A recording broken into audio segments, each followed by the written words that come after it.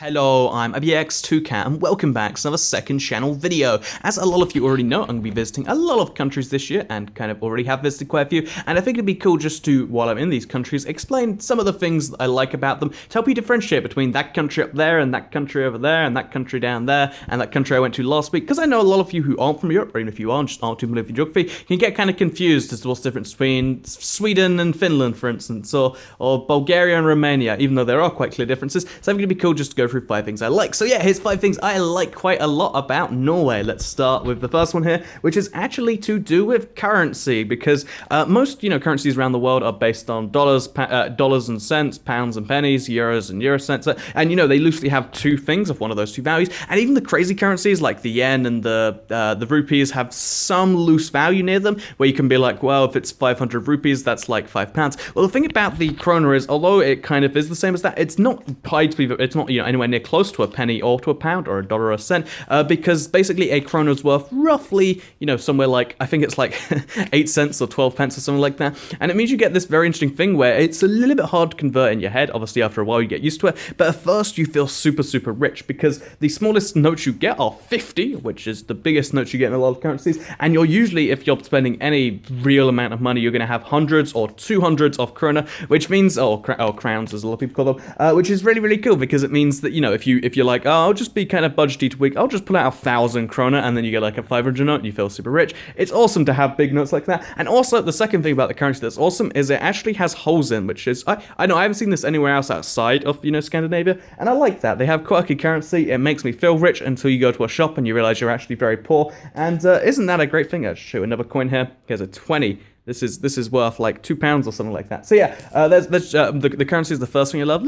So another thing I love about Norway is the snow. There is lots of snow everywhere, which I know is part of the, the stereotype of all the Scandinavian countries. They're just snow-covered on top of their mountains and stuff. But truth be told, even in the big cities, even in like, Oslo itself, you can still find snow on the ground anywhere where there's not grit. So yeah, if you like snow and just haven't gone to experience it where you live or something, I think it's pretty cool that you can just go here and almost guarantee that any point of year, today's not even the best of days, there's going to be a lot of snow, and you can go walking through the snow, you can ski on the snow. There are things you can do with snow, as it turns out, that are like exclusive, and I think it's pretty cool. There's like a whole sport, there's like a whole brand new way to do something. I just think it's kind of nice that you can do that here. So yeah, this is one of the things I love about Norway. So another thing I love about Norway is the fact that I know it's a stereotype about Scandinavia, but everyone genuinely is super, super nice here. And if you want to what I mean by that, it's not just the normal like, oh, when you go somewhere where there's service, they'll be nice to you, maybe in exchange for keeping their job or a tip or insert thing here. But no, people are just super, super nice in general. So to give a couple of examples, this is like a direct business one. Like, I was going on the sledding thing, and the guy was like, "Oh, I'm not too fond of the conditions. I'll give you a discount on it today." And it's just like, you didn't need to do that. I was willing to pay the full price, but you're just like, "Oh, not confident in the product, so I'll just give you a discount." And it was great regardless. Like, it was like a little bit wet on one part of the hill, and he just gave me a massive discount. But another example is I was at a restaurant and I tried to pay for everything in just using like super small coins, and as it turned, it turns out I threw like a 20p from the UK in there, and instead of saying anything about this or even bringing it up, like she did what I like to call a micro lie, where you like slightly lied to someone, make them feel better, where they're like, oh yeah, I get the 2 coins confused all the time. There's no way a Norwegian gets their coins and a 20p coin confused all the time. But I was like, oh okay, it's a common mistake, for a little bit, and it's just loads of examples like that. If you just speak to anyone, they'll be super nice and friendly, and that is something else that I really, really like about the country. So another thing you might just enjoy about Norway, if you like your nice things, is just how great everything looks in general. And this is because pretty much all of Norway is on the coast of Norway, which is in Scandinavia, where there's super high mountains. So you get this super, super nice coast, which again, I'll show you on the pier right now.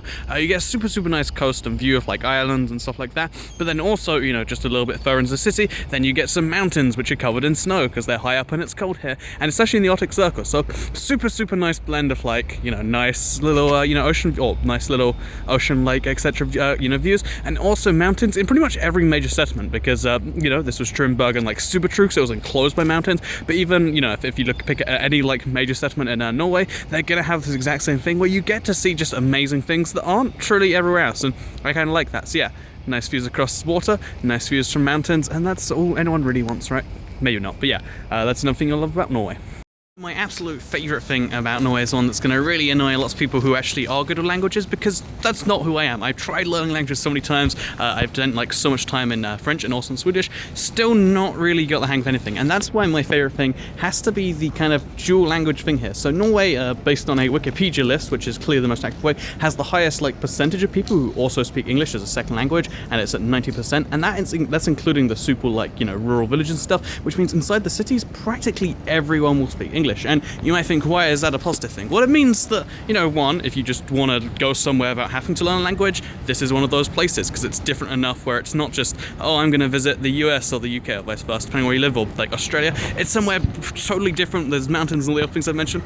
But at the same time, if you need to know anything and you need to ask like a somewhat complex question, they're going to understand. It's not, you don't have to leave your English at I buy, thank you, or something like that. You know, you can ask a complex question, they'll probably give you a complex answer. It's crazy, like I've spoken to maybe, let's say, like 20, 30 people during the time I'm here, and only one of those people didn't entirely get English, and even then they were able to answer the questions. It just took them a few seconds of processing and me simplifying it. So it was like, how long is it going to take to go to there, and they're like, slow down, and I was like, oh, ticket there, return. They're like, oh, 15 minutes and that. And it's crazy. This entire place, everything has got an English second language. It just means that you don't need to know Norwegian. I think it's really cool to learn, you know, the language wherever you're going, even if you don't need to. So there's a few words like I have picked up that have helped me, like appelsin is actually orange, which is a trick one, but you don't need to, and I think that's a pretty great thing if, you know, like me, you like going places and you don't necessarily have the ability to learn languages. So yeah, this was kind of a travel format video. It's kind of weird to do bizarre stuff in the public while people are looking, but this is a